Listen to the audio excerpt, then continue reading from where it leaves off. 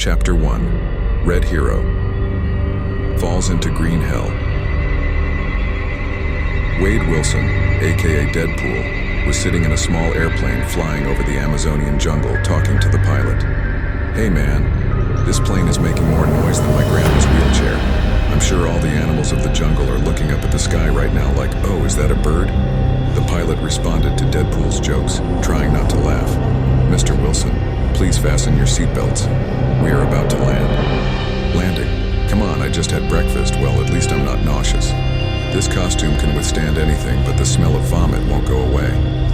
When the plane landed in a small clearing in the middle of the forest, Deadpool immediately jumped out.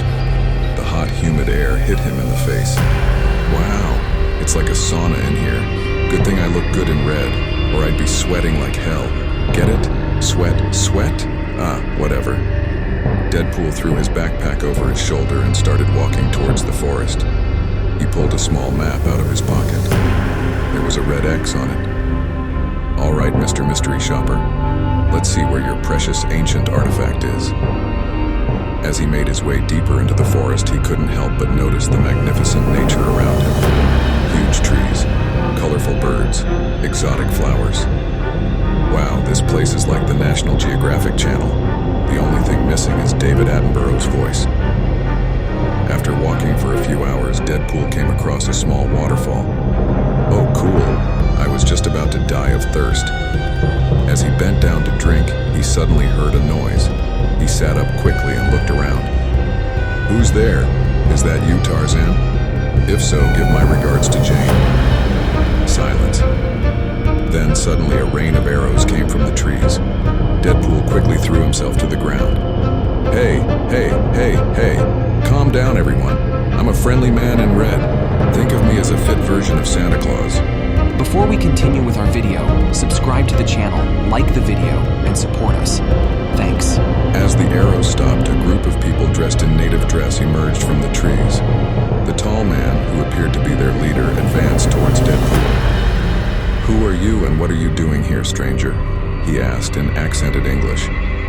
Deadpool stood up, raising his hands. "Me? I'm just an innocent tourist, who also happens to be an immortal mercenary and part-time superhero. I'm here for a simple job, that's all." The local leader looked Deadpool up and down. "It's dangerous for you to be here. The forest is under threat and you could be a threat." "Me? A threat? No way. I'm just after a cute little antique. I wouldn't hurt anyone. Well, mostly." The leader signaled to his men, and they surrounded Deadpool. "Follow us. The chief will want to talk to you." Deadpool looked around at the armed natives. All right. But I hope your chief is a good host, because I'm tired of walking through this jungle and I need a break." The group began to move deeper into the jungle. Deadpool was filled with the thrill of adventure while wondering what kind of trouble he had gotten himself into. "Hey, at least I won't have a boring day," he muttered to himself. As they passed through the trees, Deadpool heard the sound of giant machines in the distance. "What's that? Is the green giant man doing some construction around here?" The native leader replied with a stern expression. "No, stranger. Those noises are coming from the greedy people who are destroying our forest. But soon, everything will change." Deadpool noticed the determination in the leader's eyes. "Wow, this is going to be more complicated than I thought," he thought. "Fortunately, I like things complicated. Mostly." As the group approached a hidden native village, Deadpool had 1,000 questions. What was this antique artifact? Why was it so important? And most importantly, who would pay for his pizza at the end of this adventure? Deadpool and the group of locals made their way through the dense trees to a hidden clearing. Before their eyes, a large village of tree houses and huts appeared. But this was no ordinary native village. Between the houses, they could see shiny metal and lights. "Wow," exclaimed Deadpool. "This place is like Awa's tech dump. Have you seen the movie Avatar? The one with the blue guys?" "Oh, whatever." The native leader gave Deadpool a stern look. "Quiet, stranger. Don't say a word until you talk to our chief." Okay. I zipped my mouth shut, Deadpool said, making a gesture to close his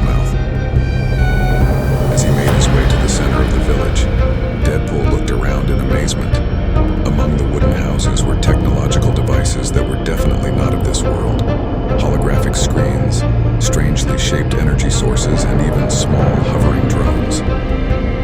Finally, they stopped in front of a huge hut carved into the trunk of a large tree.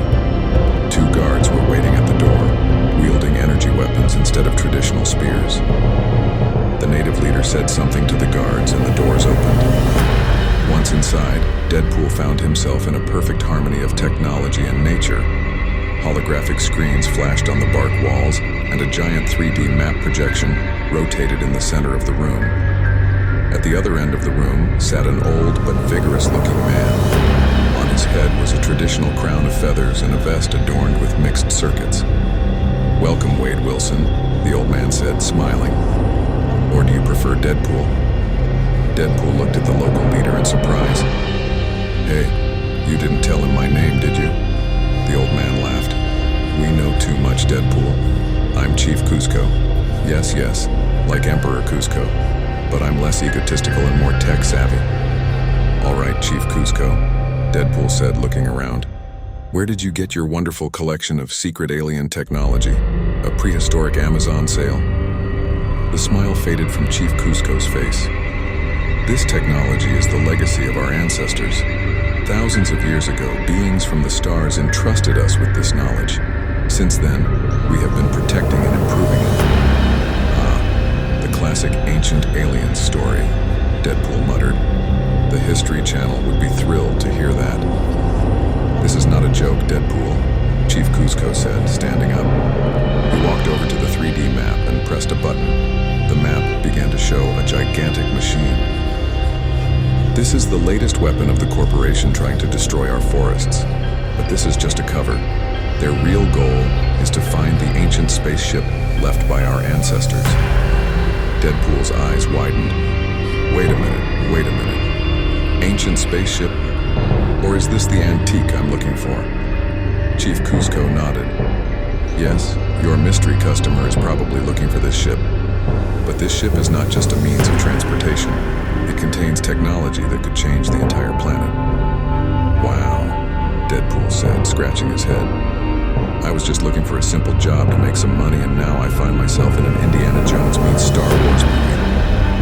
Chief Cusco approached Deadpool and put his hand on his shoulder. "Deadpool, we need your help. This company threatens not only our forests, but the whole world. If they get their hands on this technology, the consequences will be catastrophic." Deadpool thought for a moment. "What about my client? Is he one of the bad guys?" "Most likely, yes," Chief Cusco said. "But you can change that. Help us, Deadpool. Save the forest, the world, and maybe the whole galaxy." Deadpool sighed.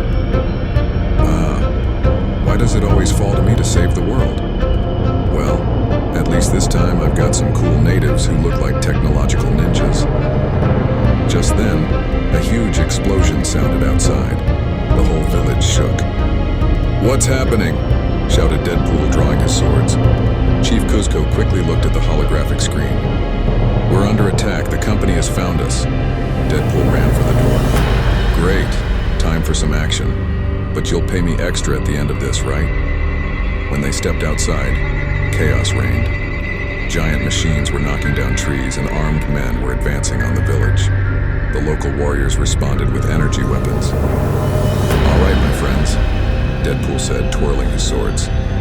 "Let's do a little Amazon jungle cleanup. Let's show these bad guys what nature and Deadpool's wrath is all about." Deadpool jumped into the middle of the battle. His swords whistled through the air as he spoke incessantly. "Hey, tree killer, you've got the wrong Lorax," he shouted as he neutralized a man. Chief Cusco and other natives joined the battle. Energy weapons and ancient technology clashed with modern weapons. The jungle groaned with the sounds of this strange and intense battle. As the battle continued, Deadpool paused for a moment. Wait a minute.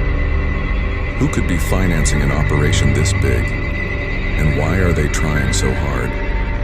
Just then, a giant robot emerged from the trees. It had a big logo on it. Oscorp. "Oh shit," Deadpool said.